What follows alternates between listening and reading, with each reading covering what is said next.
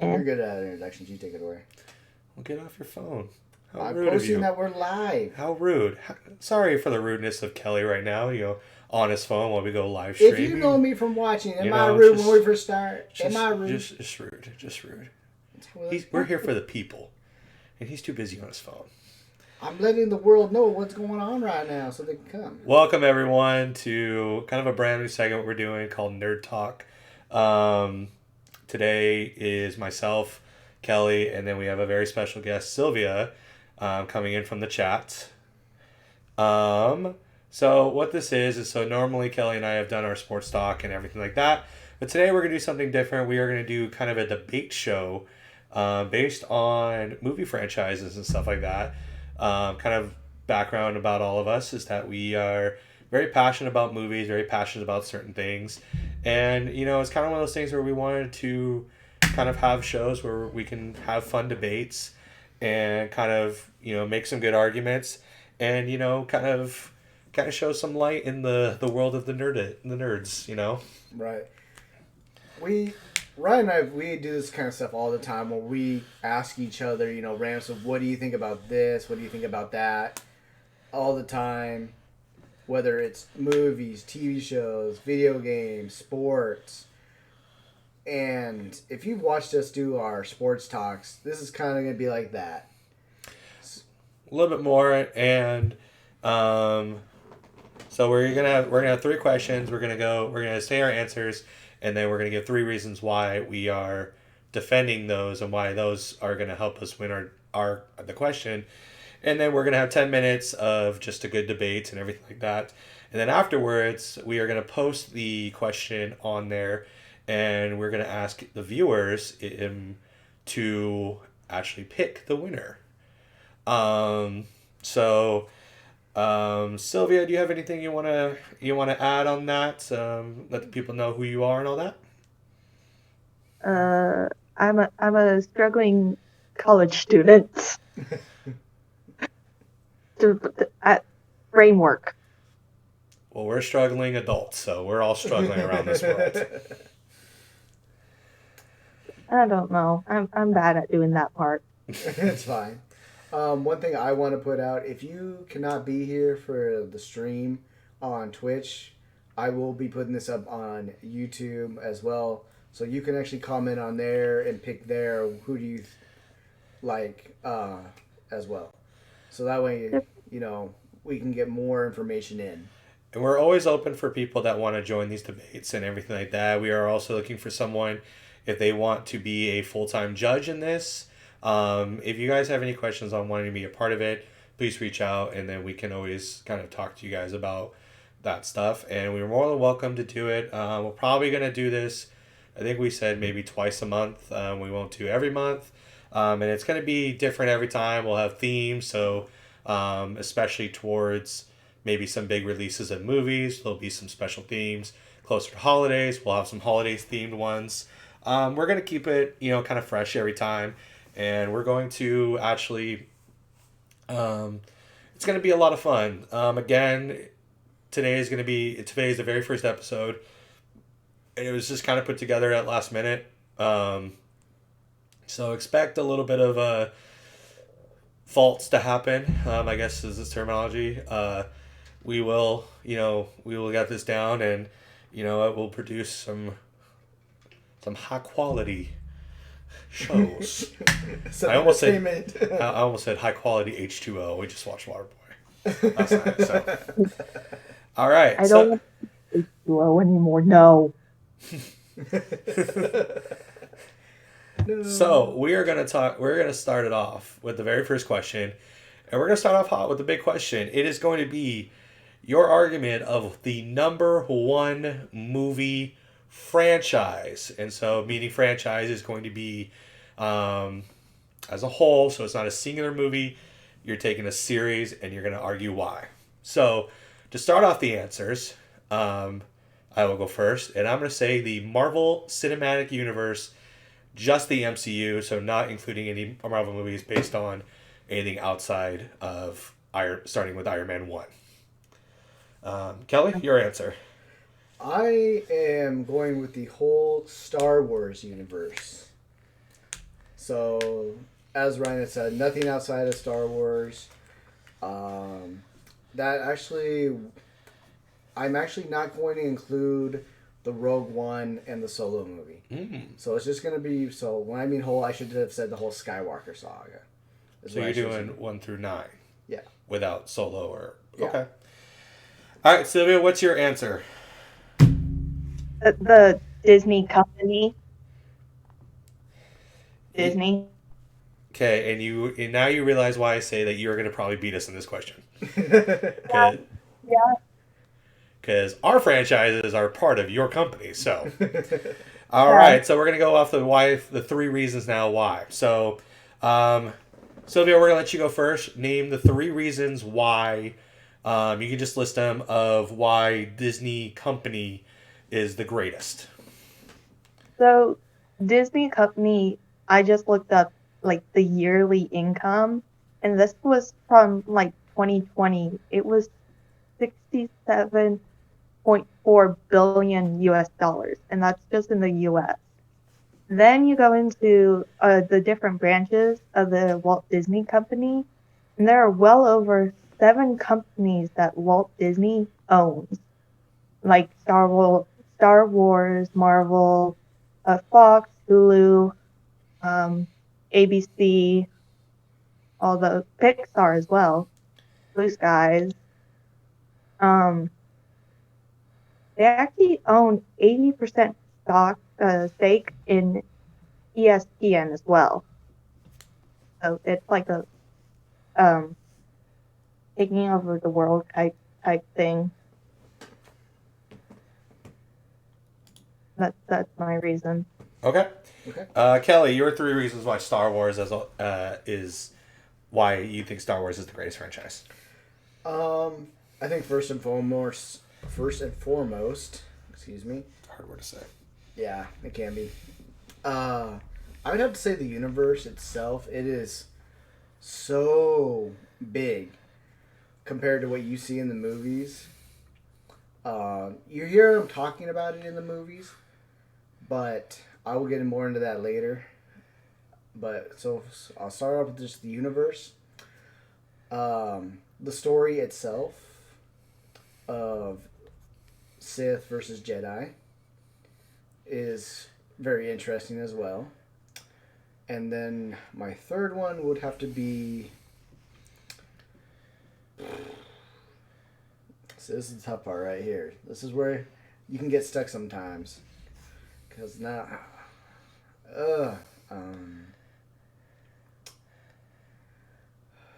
I will have to go...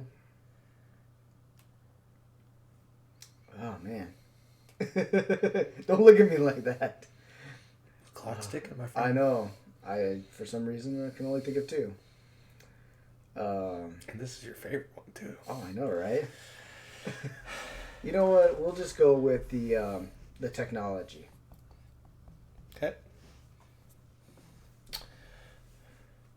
So, Ryan? So for the MCU, I'm going to start off with story/character arcs. Character stories. I think the MCU has probably one of the best character arcs, and I'll explain more of that as we get into it. Through it, not just, and in multiple characters than just one. I'm going to talk about the success of the franchises and what they have done to the box office, and how it's kind of changed the box office of the highest grossing movies of all time. And then I'm going to actually talk about fans and what the MCU means to fans. So my topics are impact on fans, story and character arc, and success in the box office. Kelly's is the story, the universe as a whole, and the technology from there. And Sylvia is yearly income, the branches that it owns. And then what was your other one? The company you say they owned? Company. Yeah. What did I say? I think you said business, like something businesses or companies that they own. Yeah. Like they have stocks and different things. Stocks? Yeah. talk. All right. So, do you want to go 10 minutes or we go 15? Per person? Or for the whole thing? For the whole thing. Let's do 10. 10. All right. So, now we're getting into debates mode. So, it's a free for all and everything like that. So, we're going to start for the 10-minute mark starting now. If anyone wants to start? I can go first. Go ahead. Yeah. Yes. So in 1923, Disney created, well, we obviously know by Walt, but what he did was take the original stories of all of our Disney princesses, I guess, and other stories, and turn them to these happy endings that created this, oh, you find your prince and you have a happy ending. They take all of those stories and do that. They focus on expanding into foreign markets to increase revenue and profit. And that includes products and services, sales overseas, and markets at, work. Okay. Okay. So, for me, and it's hard to compete with Disney as a whole. And the problem is that Star Wars and MCU is part of Disney. So what we're gonna say is we're gonna help your argument about why Disney as a whole is good. Pretty much. But to me, I think it's separate. I'm trying to go separate and everything like that. And for me, with the MCU, going into the arguments that I had, starting with the character arc. Honestly, I think it's one of the best ones because you talk about the main character from the MCU, Iron Man, Tony Stark Iron Man. We saw him from kind of a selfish playboy and kind of, he started to change his life around in the first movie alone. And with each movie that passes, as the years come on, you see the maturity, you see the... response. Okay. You see the maturity, you see the, him changing everything and keep making mistakes, but he's learning from it to his ultimate, again, this is all spoilers. If you've never seen Endgame, I'm sorry, but in 2 years. But to the ultimate end where when he makes the snap and everything like that, and he defeats Thanos and ends kind of that whole war, with his snap and his sacrifice. And I think one of the greatest things is that also too, you talk about Captain America, Thor, and they all have their own different story arcs that they've all changed, and they're not the superheroes they were in the first movie, and they end up being better. And I think with that too, that's where my other argument comes with the fan impact, is that their stories, their changes in life and what they go through, some people can feel the same way in some similar ways, maybe not obviously alcoholism, getting captured by terrorists and then becoming a superhero, but like changing, having a change in life, a near-death experience that changed your life for the better, and to making to the end up being all the way through. And I think also too the success of the box office really changed it too, because if you look at the top 10 grossing movies of all time, half of them are superhero movies, and half of them are all in a quarter of them are in the MCU alone, with Endgame being the second highest grossing movie of all time, and then the brand new one, Spider-Man No Way Home, being up there in the top 10 already, and that movie just came out less than a month ago. So I just think as a whole with the MCU that it just gives, it's just getting better with every story, and they're dipping into different stories that they can use, and they're just bringing them to life in a good way. Yeah. Star Wars, of course, George Lucas, how he even came up with this, we'll have no idea. A guy just had a vision and he brought it together. And 5.5 minutes. Okay, so that's plenty of time. Yep. So George, when he first released the Star Wars movie, it was a risk. He took a big risk because people were not ready for Star Wars back in the 1970s yet. They were not ready for it. It was animation, it was story that not had been done yet. And after that first movie, that just opened up a whole new world to everybody. It literally did. I'm not quoting Aladdin there when I say that. Isn't that like why he started with the third movie though? What's that? Isn't that why he started with the third movie? Yeah.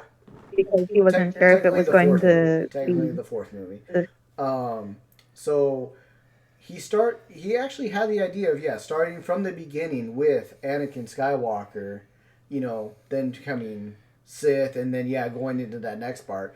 But instead, he wanted to go with more of the love story action first, because that's just what was going on right now. But it was also the effects in there. Obviously, the story of a Jedi kids, because Jedi aren't supposed to have attractions, feelings for anybody, which they ended up breaking. So we get to see that and see literally the kids actually save their father. Going back, we actually, because we see all the talk about like the Clone Wars through the 4, 5, and 6 movies, and we hear about Obi-Wan Kenobi, Yoda, and all that. So we go back to the prequels, and we actually get to see, okay, this is actually how this came to be, which I will get in more about the prequel stuff, actually, with our TV show one, because you'll see why. So they actually went back and did, so that, okay, now we explain why everything in the 4, 5, and 6 was what happened. Well, then we decided to go even more forward for more Luke, because the only way you can see more of Luke, Han, and Leia, and any of the other characters was in the books. Well, and so now we actually got to see more of them. We literally got to see their story come to an end, and start a new story, a new series. I thought the stories overall was really great. I mean, they actually did pretty much everything in that whole universe.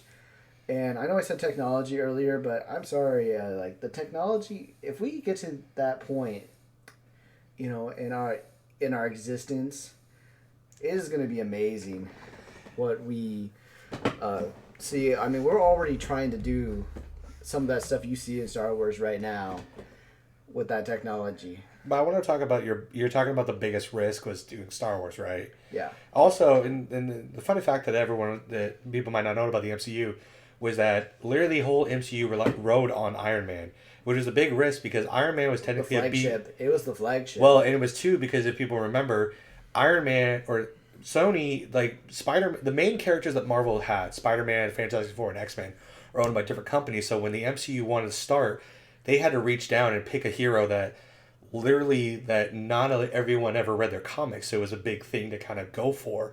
And because of the success of Iron Man led to the rise of the MCU. And I think, too, the hardest part is that these two franchises really helped Disney, in my opinion. And that's why Disney is so successful, is because they knew exactly where to go for and everything like that. But I think it's because of these franchises is why Disney is more successful than they've ever been, in my opinion. Right. Like for Marvel franchise, they had to not only reconstruct how they were doing the superhero show movies, because if you look at it, the Fox edition of like the Fantastic Four, with how many they put out, some of them never really broke even. No, But they didn't. Once they did the Marvel version, it just took off. Yeah, and that's where I think too. Like I think a lot of and it's hard too because Disney has the successes of the golden ages and the Disney princesses, like you brought up, and everything like that, and reaching out to all these different companies. But I think too, in the last few years, a lot of the high market, I think it comes from, and I'm just gonna say it, I think it comes from Marvel more than anything, because you have at least 3 to 4 Marvel movies that I'm probably misquoting on one of them, but I can know at least 3 movies that have caught you over $1 billion in market or in box office hits. Black Panther, Endgame, and No Way Home. I don't know about Infinity War. I could be wrong about that, but I want to say it's very damn close for that. I think you're right about that. I think it's very close for that. But you could definitely tell that both of our picks are definitely leading Disney. Yeah, they are. I mean, I think they like surpass what Pixar has even done. It's kind of hard though. Pixar comes out with some bangers though. I know, but but they don't always. They just do, not always sequels and stuff to like shows. They've come out with some other show. All right, so that is the timer. So we're gonna do one last final thought per question. So per answer. So Sylvia, do you want to give your final thought on why Disney is the best franchise? That put me on the spot. Sorry. No, it's fine because I was stuck on trying to figure out how many there are, or like how many hit the billions, and there are 8 of them for Marvel, by the way. Sorry. Damn. What 8? Yeah, 8 Marvel movies hit over Do you $1 have billion a list right there? in the global box. Anyways, Disney's the best because not only do they come out with new technology for like animation and all that, they keep evolving to fit with the new times. That's true. That's actually very true. Like they had to create a new animation style just to do the hair for Brave. For Merida. For Merida. Merida. All right, Kelly, your final thoughts. Or Sylvia, were you done? Do you have any more? No, that's fine. I was talking to my computer. Okay. Kelly, your final thoughts. I mean, like I said, I know not everybody's a sci-fi kind of fan out there, so, but it is an amazing world, and like I said, it's actually got a bit of everything in it that some people just don't realize that is actually in it yet, because they just think, oh, okay, it's good versus evil, lightsabers, trying to kill one another all the time, or people going around and blowing each other up in starships. And it's really not. There's way more to this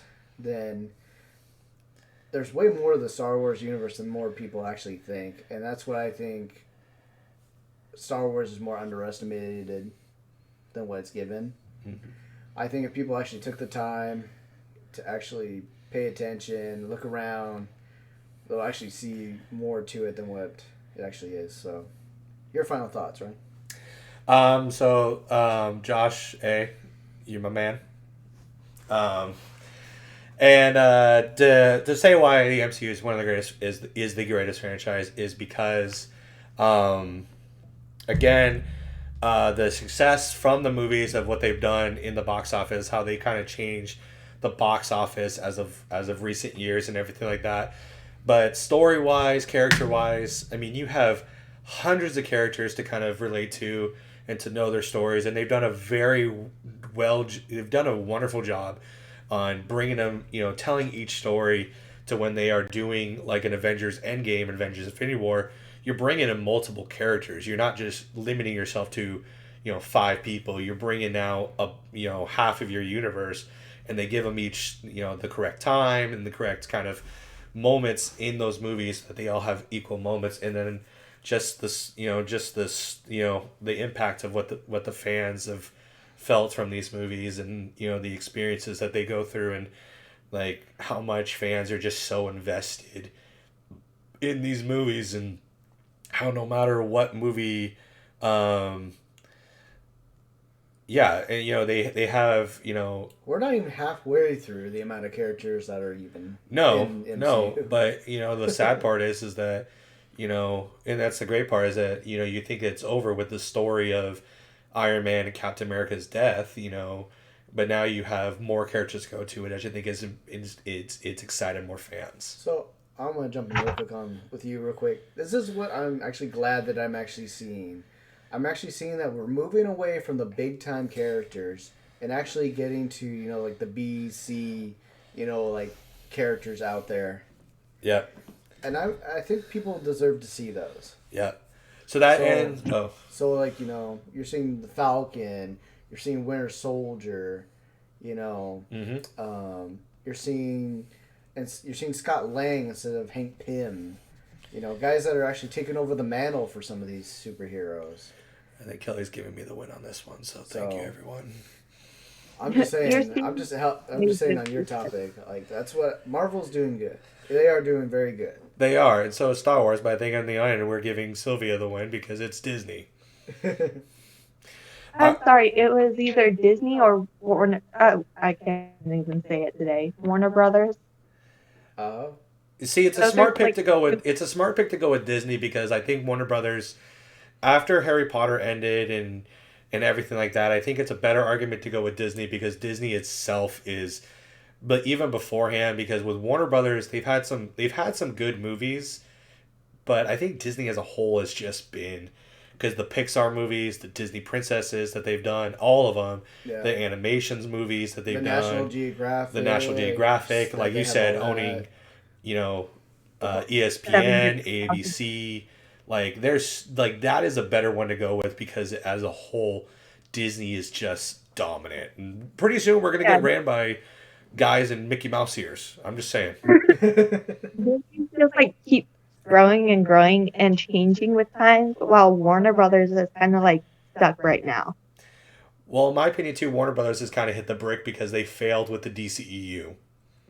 Oh, yeah. Which I think could have ultimately saved the Warner Brothers because with Harry Potter ending, and not everyone getting on the bandwagon of this is a whole other debate we're doing, but not getting on the bandwagon of the Fantastic Beasts movies, not really having anything else to go off of. Right. They needed the DCEU and they failed at it because, and I'm going to say this, I love Zack Snyder's Justice League, and I think that movie could have started something for that franchise in more of a darker tone.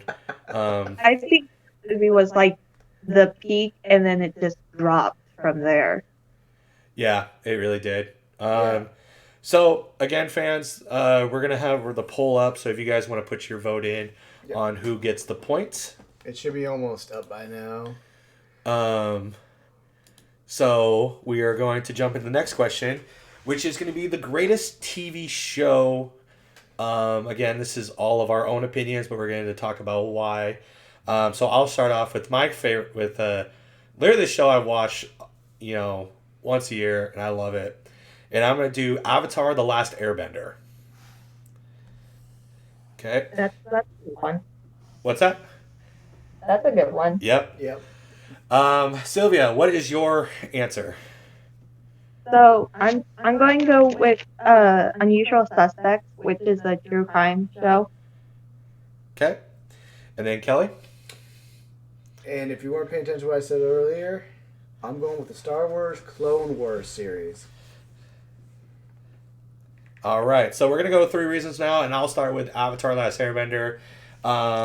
First of all, characters. This show has some of the greatest characters, some of the great, and the ultimately just the biggest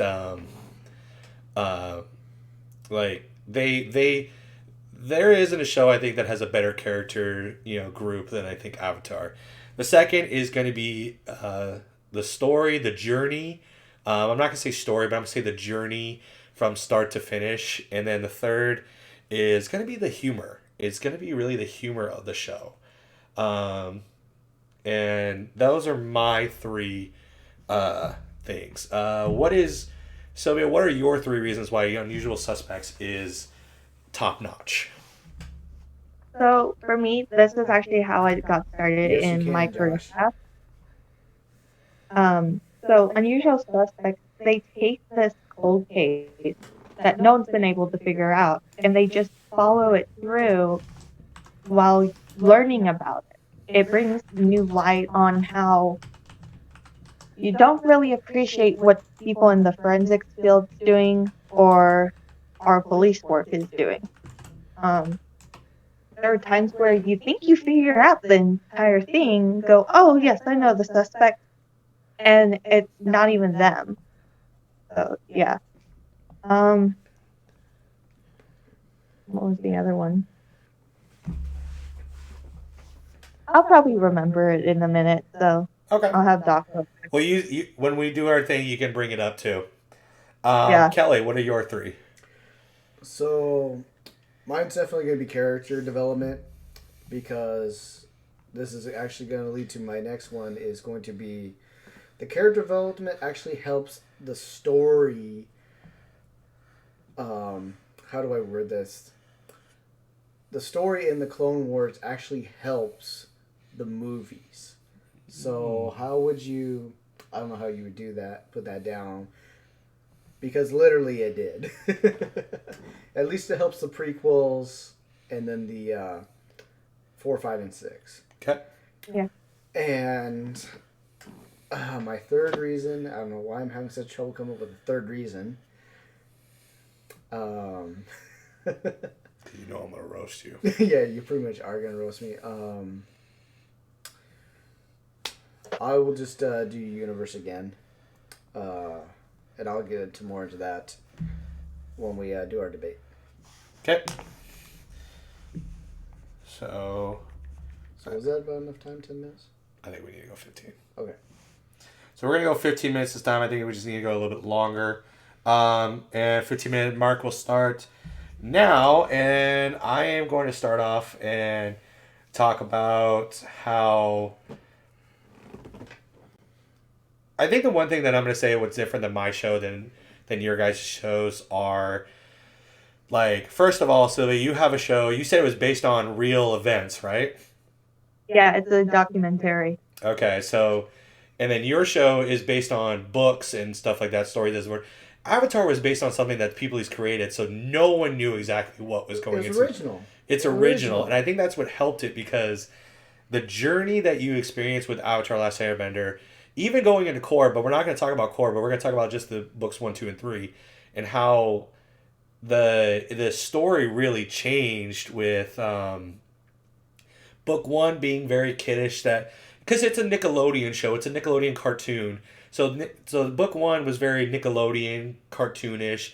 Book 2 was starting out that way. Then it started to get to a little bit more maturity and more kind of darker tone. To book 3 being, literally the best chapter of the book, of the story. And it being more of a darker tone for the series, leading to the very end where...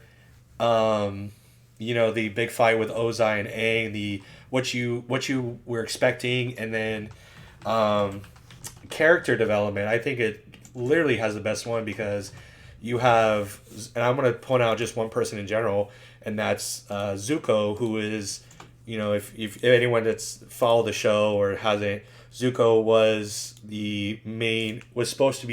was always looked at as the main bad guy. He needs to capture the Avatar. Right. Then he ends up being the Avatar's best friend at the end, where he goes through his whole life where he realizes that he's not, he needs to stop thinking that he needs to get accepted by his father and be his own person and be his own man. And by the way, best character in any show, freaking Uncle Iroh.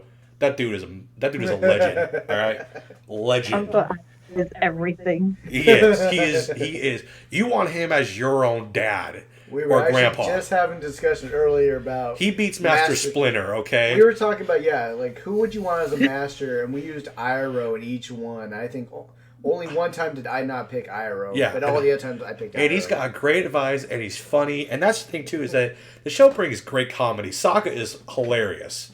Sokka has some one-liners, some bangers. They're golden, man. Sokka for the win, all right? And by the way, Last Airbender movie sucked. That movie did not do that show justice. It didn't. I didn't even watch it because of that. Good. It's trash. Anything. You're not missing anything. M. Night Shyamalan does not. Don't need to waste 2 hours of your life. Don't waste it. It's terrible. It's terrible. And I think too, and so like. Real quick. Yeah.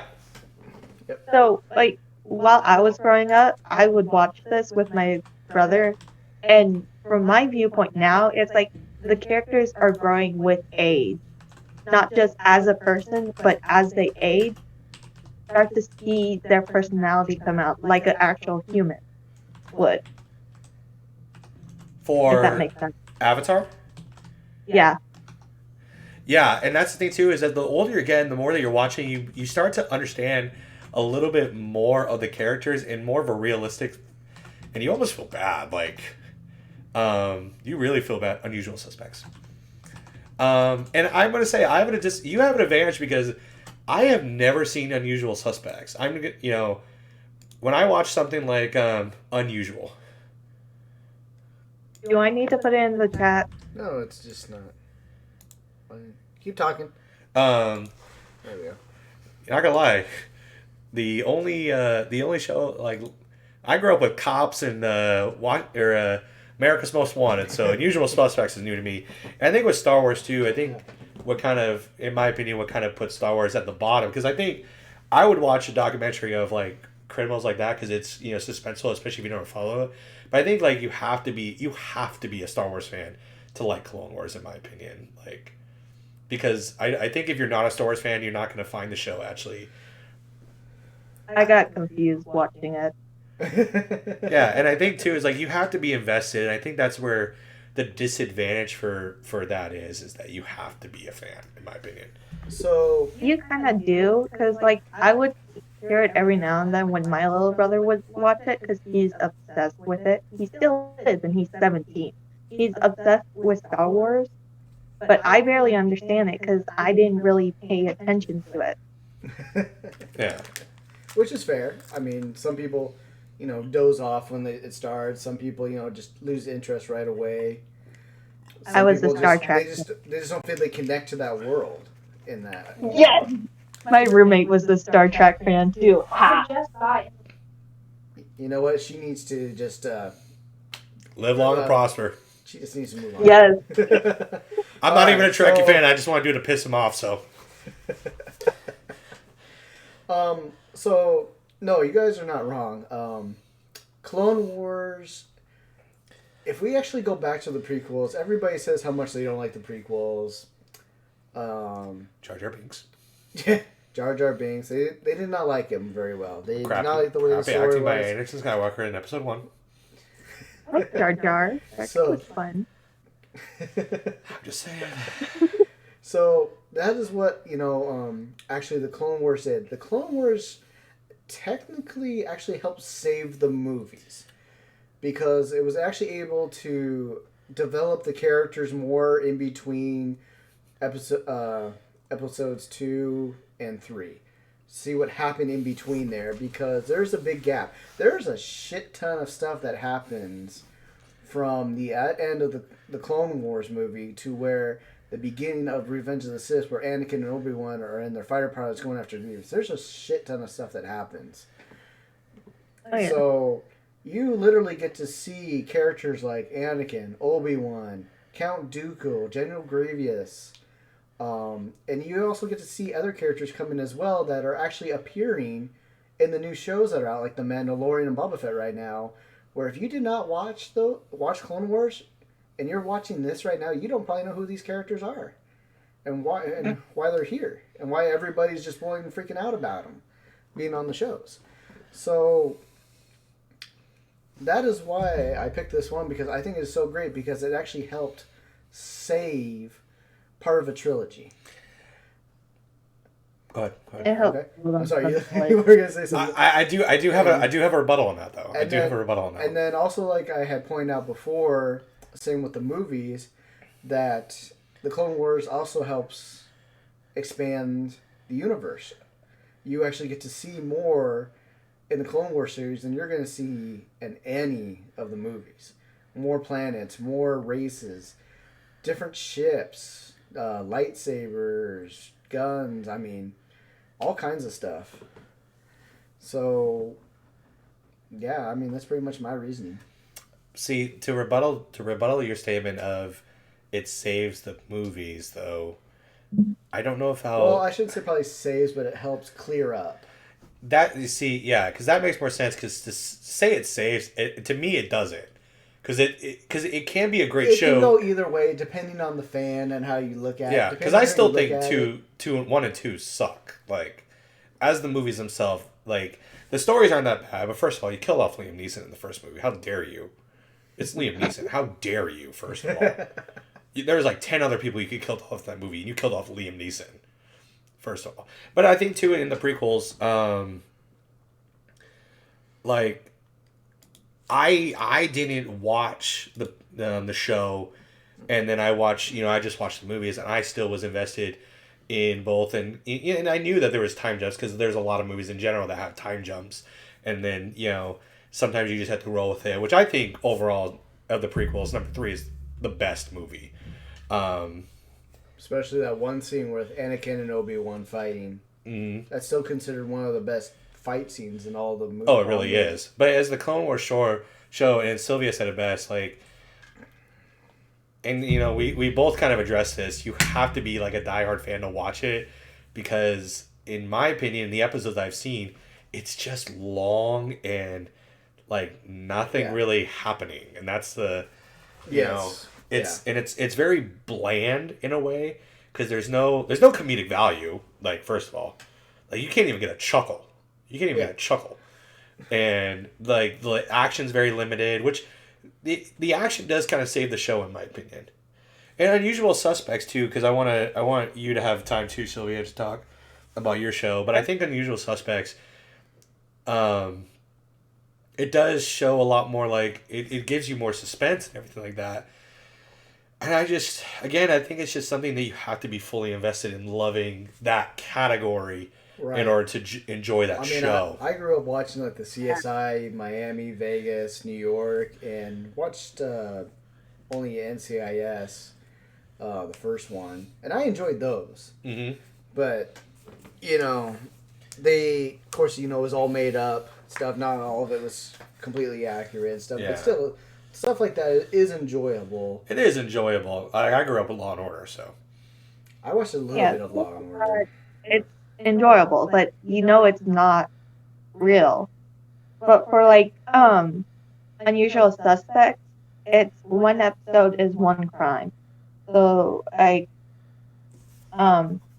unlike the framework Clone Wars, you don't have to see a different episode to understand what's going on.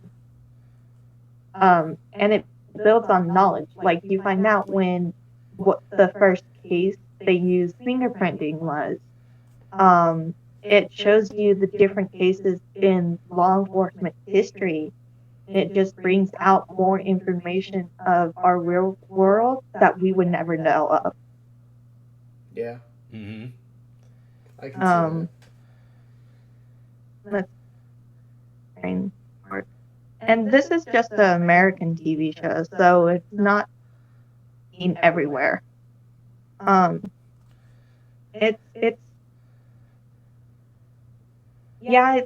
You have to like the category, but that's like for most things. It's a documentary that my grandmother loves watching murder shows, but she won't watch documentaries. So it's one of those, you have to like two things to like it. And like I said, it's a show that brought out my interest in forensics that led me to where I'm going in my life. You two are really quiet. Well, I don't really have an argument on that one, because I can't really say Avatar: Last Airbender is having a direction in my life of learning how to bend elements and shaving my head. They put an arrow on my head. I just can't do that, by the way. No, we see your point of view. Avatar with growing as a person. Oh. Yeah, and I think too, like, going back to my show, Avatar: Last Airbender, it's a show that I think it's easier to get people to invest into. And clear note is this guy, because he's never seen the show, and then we watched it, and he loved it. I did enjoy it. Never thought about it at all. Never considered watching it at all back then. Until he's like, "You have got to watch this." And I'm like, "All right, let's watch it." What's that? Avatar is like one of those shows that any age range can watch. However, like Clone Wars and my show, Unusual Suspects, you have to be careful with who sees it. Yeah. Exactly, and I think that's why, like, I think Avatar, is the greatest TV show because of that argument, where any age can watch it and any age can enjoy it. Yeah. Because there's elements on there for all age groups actually. Because, like I said, it starts off very kiddish with season 1, because even the final fight, it gets to a little bit darker tone, but it goes back to that Nickelodeon kind of kiddish.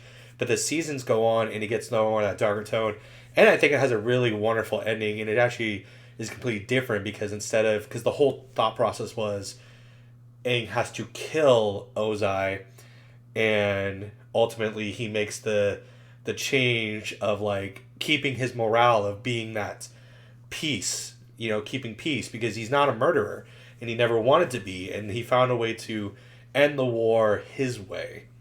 So I think as a whole with Last Airbender, it has a beautiful start. It has a good start. I'm not gonna say beautiful because it does start off a little slow, but it has a beautiful ending. Yes. Yeah.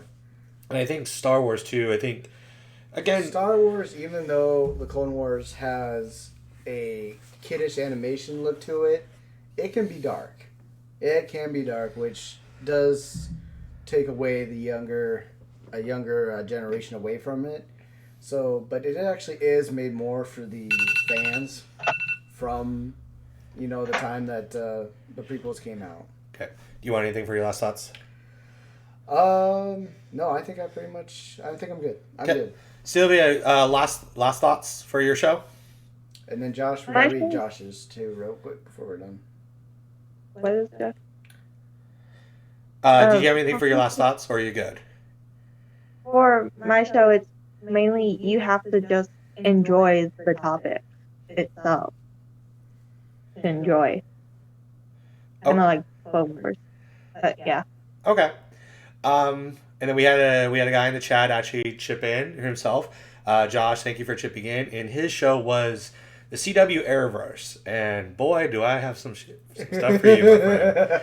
Both of us being Arrow fans. Yep. Sylvia, are you knowledgeable in the CW Arrowverse by chance? Give me a second to look at it because brain no work. Okay, no worries. Alright, so Josh gave his 3 reasons as to why he thinks it's the best TV show. 1, he says multiple characters with their own different personalities working well together. 2, the crossover episodes are always the best. Sometimes. At least I haven't finished them all yet, so who knows. And number 3, superheroes. I will say it's a different argument because you're taking like a whole franchise instead of picking a show from the Arrowverse to do. So he does have a little bit more advantage because he can pick from multiple shows. However, the guy who's watched all of it so far. I haven't watched everything because I'm not up to date to all the new stuff, and I will say I stopped watching Legends after Bebo arrived. I got bored of Legends. It just repeated itself. Yeah, it became very repetitive. Now I am a huge fan of Arrow. I loved Arrow from season 1 to the end. I think Arrow itself made the Arrowverse, even though it's its name. But I think Arrow was really the backbone of that universe that actually made that universe successful. And I think a lot of it has to do with the character himself of Oliver Queen, Stephen Amell playing the Green Arrow. I think, again, he took a character that you don't know. He's, Robin Hood. He's the lighter version of a Batman, because Green Arrow and Batman are very similar outside of the weapons. Batman uses his fists and other gadgets, where Green Arrow obviously uses a bow and arrow. And Flash is a very good... Like, I love the Flash. I love the story and everything like that, but I think the show itself has made a turn to where it's not enjoyable to watch anymore because it's very repetitive and everything. However, I just started watching... I mean, you got me there. But I think, Greg too... Like, Gustin, he's a good-looking brother right there. But I also started watching Superman and Lois, which I think is a very good show. And I'm only halfway through season 1. Very good show, very underrated. I never saw Batwoman. I never really watched Supergirl or Black Lightning. I've seen multiple episodes of though, and they have some really good episodes as well. And just Legends, they kind of, when they started making changes and everything like that, it kind of, I kind of got lost in everything because the time travel, They- there's another DuckTales. Yeah, they're coming out with a new one. Didn't they just come out with a new one 2 years ago or something like that? Yeah. That one you showed me that you liked better than the original. Now, hold on. It's not better than the original. Because the original's the classic. It's got the best damn theme song in the world. And that's a debate for another day. So, Josh, very good arguments right there. I would say that with the crossover, my favorite crossover is Crisis on Earth X. That is the best crossover. However, They're adding more into the new one. Okay. or is it because Stein died? Is that why you don't like it? Nope. I actually just literally watched Crisis on Earth a couple weeks ago because that's where I'm at. I'm at that point in each of those shows. I'm watching them in chronological order. Mm-hmm. So I watched Crisis and I was a little bit disappointed in a couple things. So No taste. one is actually mostly for me it was I kind of wish we had more that we got to see more evil versions of the characters instead of just the main three being Arrow, Supergirl, and Reverse Flash. Yeah, but in a way, I mean, that is the holy trinity of the Arrowverse, which is the same thing. But like I said, any superhero verse is that there is a holy trinity, and they're gonna really market, really market those characters more than others too, because at that time, especially when that show came out, the big three shows were Arrow, Flash, and Supergirl. They were right, and Legends was kind of taking a downside too because they were in transitions of characters and what direction they were going with the story, and so kind of going with marketing, okay, an evil Green Arrow, an evil Supergirl, and then I agree with you that we should have got. I mean, it's kind of hard to do an evil Flash because technically we already had it with Savitar and the future variant of Flash and everything like that. I'm just saying I expected a little bit. I expected some more evil versions. That's all I was expecting. I thought it may have been better because was literally the whole theme. It felt like for Earth X to me. Mm-hmm. We're just supposed to see all the opposites of everybody. But that's just me. Yeah. All right. But otherwise, I enjoyed it. But I did enjoy it. What was that, Sylvia? Legends missed taking what's his name. He played Rory Williams from Doctor Who. They could have introduced Doctor Who into that. Mm-hmm. That would have been interesting. Top one. That's very nice. All right, so we're gonna go to the third and final question of the night. And by the way, what people voted in the poll was Last Airbender. If you didn't get to see it, And who won the movie one? you did. Can you go 3 for 3? Oh, we'll see. This is going to be a tough one. Because the very last question is now we're going to talk about, so we talked about movie franchises. Now we're going to talk about singular movies. So the greatest movie of all time, in our opinions, just one single movie. And we're going to start with Kelly. I picked Transformers, the animated movie. And these are my 3 reasons why. Hold on. It's not how we've done it. Okay. We've all said our names and then we've all done that. Okay, fine. God. On his phone when he starts the show. He thinks he runs this thing. Thinks he runs this Who thing. thinks? Yeah, who has all this? All right, You're not sorry, the face. I You're jumped not the ahead. face. Sylvia, what is your movie? I'm excited. My movie is The Labyrinth. Okay. Awesome. And my movie is The Dark Knight. So, Kelly, now, why are your 3 reasons? Why? And if anybody else wants to share their, please go ahead too, and we'll close you. It's Iron Giant. Wow. Ooh, that is a very good movie. All right then, Josh. Give us your 3 reasons why too. Okay. So my 3 reasons for Transformers the Animated Series is you gotta start off with the soundtrack. The soundtrack was amazing for that. Just perfect for it. At that time that it came out, it was a hit as well. It was very big. It was a very big animated movie that came out from an animated TV show. Mm-hmm. And thirdly, it just had vast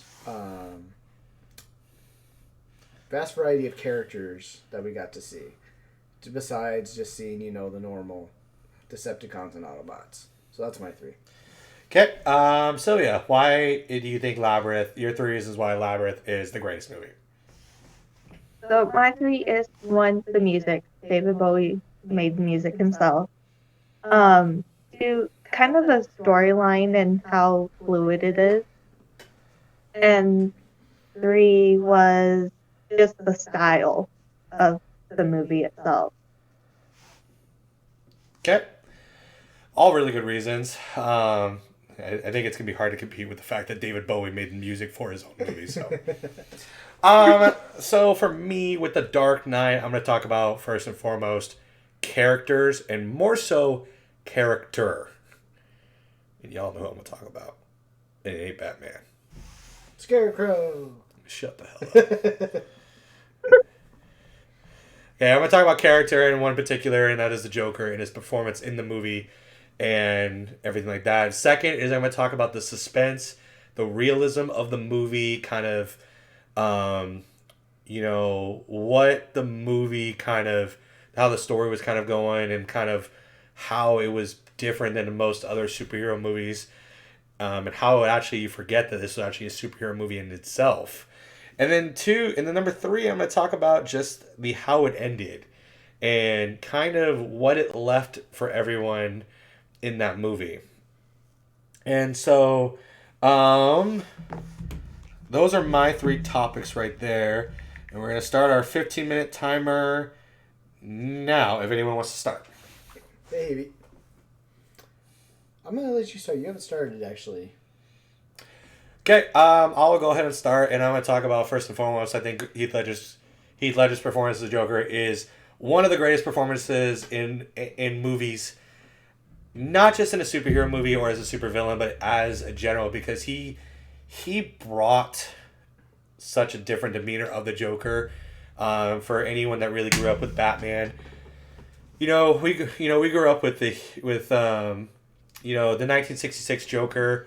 I think it's Cesar Romano. I could be wrong on the name, but I didn't really watch it.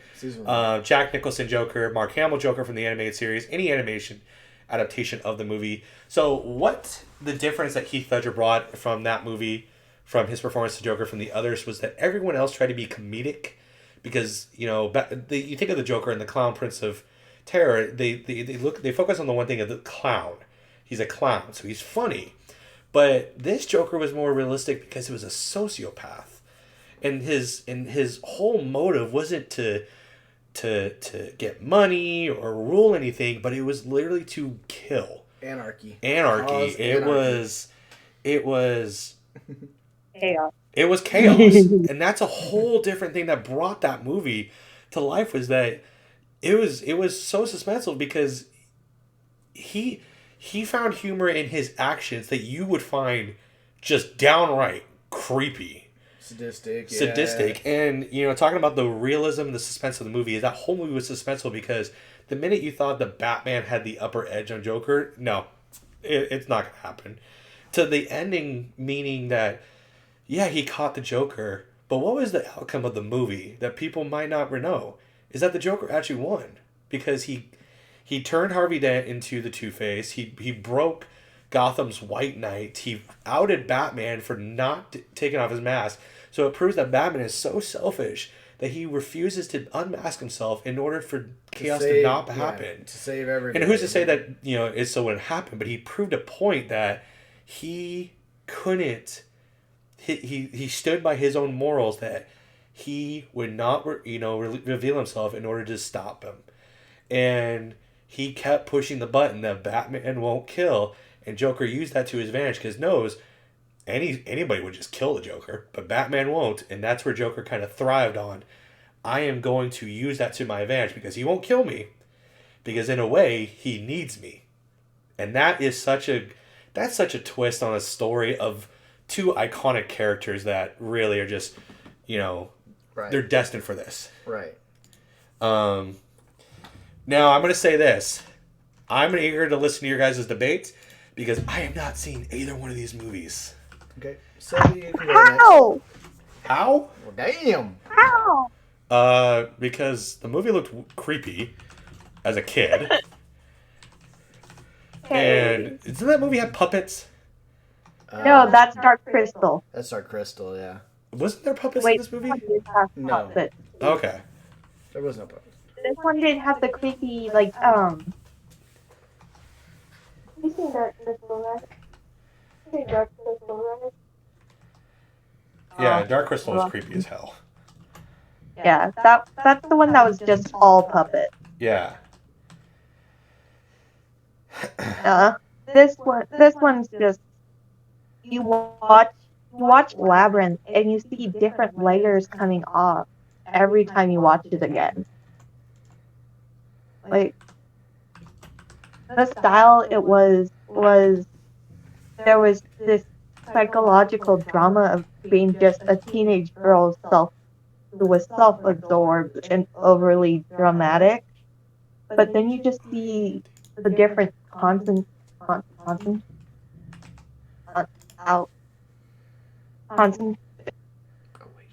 the actions of her action thingy of it, that word come alive throughout the movie, and you just see it every time, and it just builds and builds.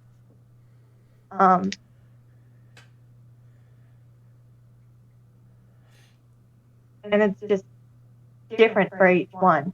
Then you get the music, like Dance Magic Dance. Dance Magic Dance. Dance Magic Dance. Yeah. Don't get me started. There were about like 5 songs there, and it added to the magic and wonder of this world. You can't think of being there, but it is. And David Bowie actually made the music himself. Brain work. Like, they actually released Dance Magic when David Bowie died on his death. And the movie ended to the point where they could add another movie, which they were going to until David Bowie died. Really? Yeah, they were actually in the middle of making it. Like the baby, the actor who played the baby, was going to come back for the movie. Oh wow. Yeah, and then David Bowie died. Ah, damn it, David Bowie. He said no. Well, the only way I'm getting out of this is by taking the stairway up to heaven. Yeah, I'm pretty sure that wasn't his thought process of, oh, do I really want to make Labyrinth 2? No, I'm just gonna die. Just peace. Yeah. All right. You done, Sylvia? Or you got more? I'm trying to count how many awards they got for this movie. Just because how it was written and acted out. It was amazing. And then you get little features. Yeah, you can go. Okay.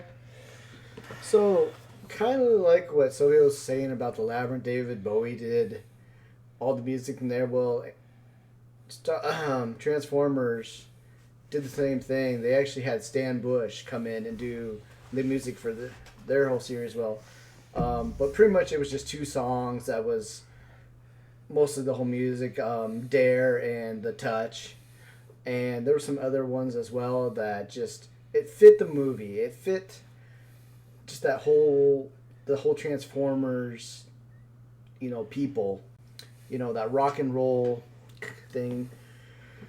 Theme was just, just made this. It just sounds so good, and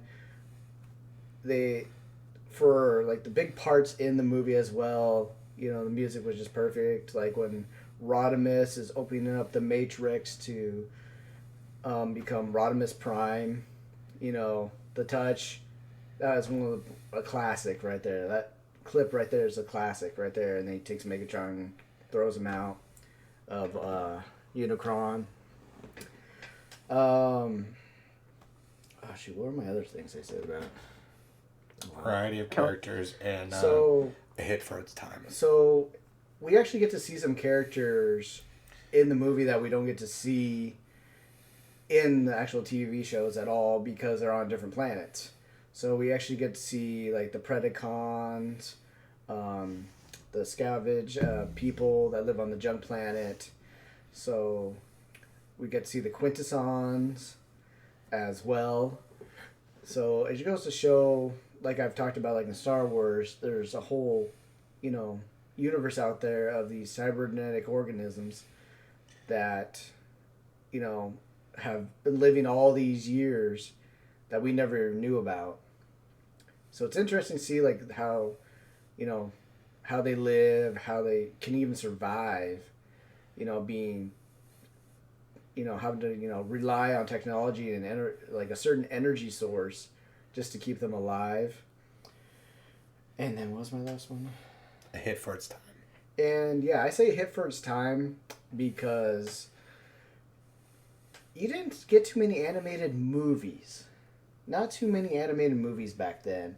It was just all series. So literally what they did is that they went halfway through their seasons of pretty much of Optimus being the head Autobot, stopped, changed the leadership over to Rodimus, and then continued their series.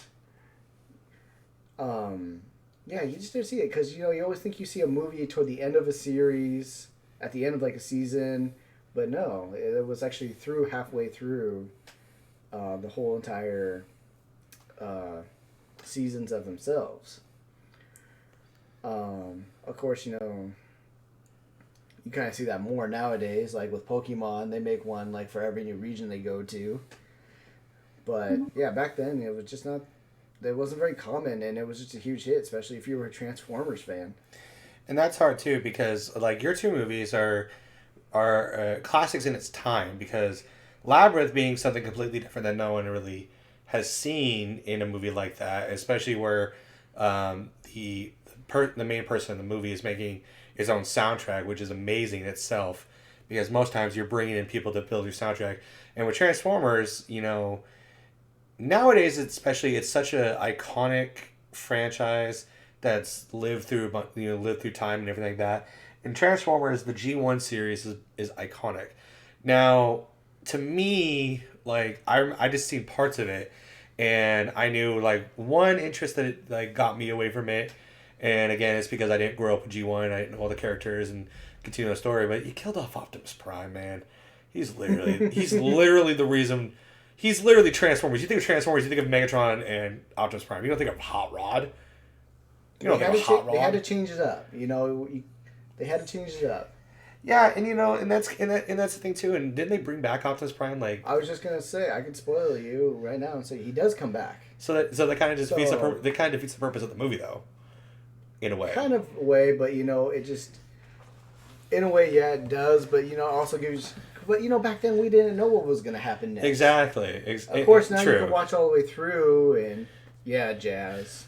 But I think you're talking about the Michael Bay movies. Yeah, jazz was awesome. But with Dark Knight, you can also say that it's a great movie for its time too because. Oh, I thought it was the best movie of that year. Until Marvel has really stepped up its game with Endgame and No Way Home and Infinity War, Dark Knight was still considered the greatest superhero movie of all time.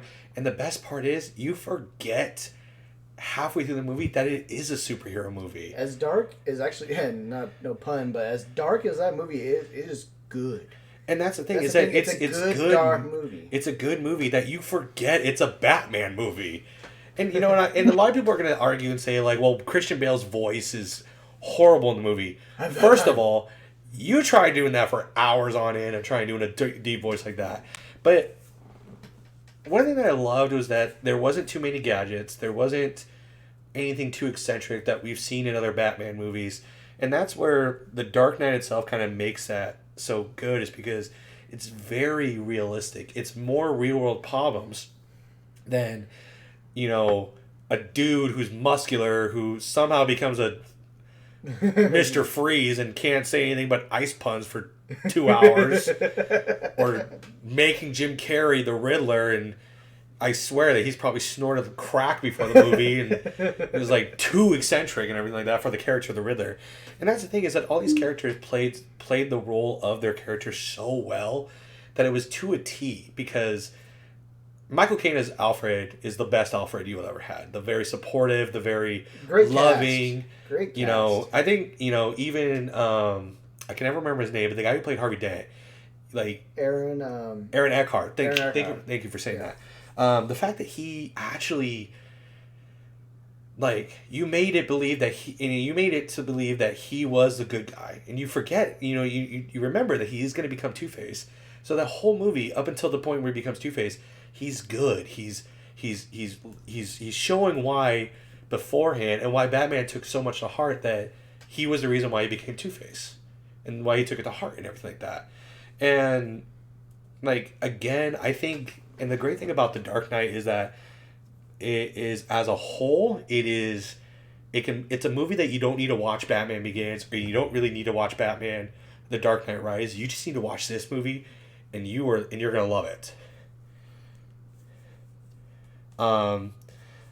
Labyrinth, like, again, I wish I had more to say against Labyrinth, but you know, it is hard, because one thing that kind of helps Labyrinth in the argument is the music itself is such an iconic thing that it helps rise that movie up, because you don't hear it started something from music. Like, it started, like, people started doing that more and becoming more successful because of Labyrinth. Yeah. Yeah. I mean, Like- it's been a very long time since I even seen Labyrinth, but yeah, I would have to rewatch it again. And honestly, people talk about like greatest musicals movies. I don't know if it's considered a musical, because, you know, musical can be a different story. Yeah. But musical movie, Labyrinth is always up there for a great movie. So, final thoughts, Sylvia. We're gonna let you go first for your final thoughts on Labyrinth. So Labyrinth, it's a fun little movie, because even my 6-year-old little cousin / sister, she watched it, and she's just obsessed with it, to the point where she will look at my stepdad and go, "Dance, magic, dance," and he'll sing it for her. Aww. I know, it's That's- adorable. That is adorable. But that's just how like iconic and empowering, I guess, it is. Okay. Kelly, Transformers. I would say, if you haven't seen it, I would say go watch it. Even if you haven't watched the original series, the G1 series, it is worth a watch. You may be a little bit lost on some stuff, but overall, I think it's great to go see. Just don't compare it to the Michael Bay movies, Michael? please. I said Michael. You said Michael. Michael. I said Michael. You said Michael. You said it with a B. You said Michael Bay. Okay, Michael Bay. Michael Bay. Just don't compare it to the. It's, yeah. Please don't. I've never. All right, and my final thoughts of The Dark Knight is a movie that still stands its time, even with all the greatest superhero movies that have came out, and what really have Marvel has done. Dark Knight is still single-handedly the greatest DC movie ever to be made, and still in the top 3 of the greatest superhero movies ever made in general, based on solely by performances.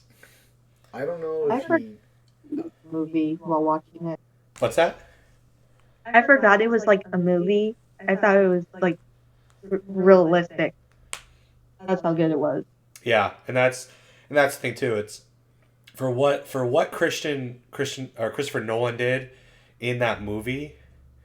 Like, it changed a lot of things, and I think it, in my opinion, he really made everyone that if you're going to make a movie like a superhero movie, you really got to step it up, because I think Dark Knight is still like the marker to reach of like how good you can make a movie. And again, in my opinion, is that one of the greatest things about it is that it's a Batman movie, but you forget it's a Batman movie at times.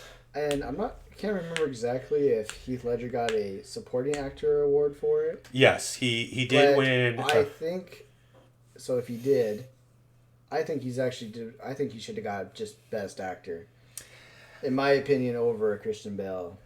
I think the only reason why he got some best supporting actor is because technically the best actor is the main actor. So in that category, it would have been Christian Bale. That is the thing, that he is the name. Christian Bale is the big name because, he's playing the superhero. But I'm sorry, I thought Heath Ledger was way more deserving over that. That's just my opinion. Well, I think in general that year too, and I know that people have made the argument that he only got it because he died. Which, to me, no. Because the performance itself speaks for itself. Yeah, the performance itself. And what you hear about what he did to prep the role makes it. Yeah. And I think that movie is very underrated because it should have been Best Picture. And I got to remember who won the Best Picture because I could be wrong about that. But Christopher Nolan deserves a lot more credit of that movie itself because of what he made was so good. We have a marker for the poll. I don't think anybody voted. I thought I saw someone that voted. I didn't see anything that popped. People voted Iron Giant. So Josh voted